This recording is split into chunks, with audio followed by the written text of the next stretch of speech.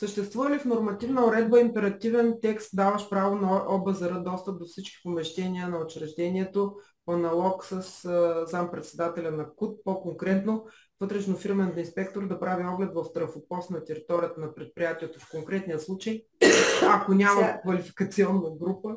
Сега извинявайте, ама той заместник-председателя не може да влезе в трафопоста, ако няма квалификационна група. Все пак няма нормативен текст, който да казва, че има достъп навсякъде, дори да не изпълнява изискванията за достъп до съответното място. И аз не бих го твърдяла. За да има достъп до съответното място, ще си има квалификационната група. Той ще бъде част от групата, от лицата, които ще се обучават за тази квалификационна група. Аз имам квалификационна група по електробезопасност, такава, която да ми позволява, когато отивам на одити, съответно да мога да вляза.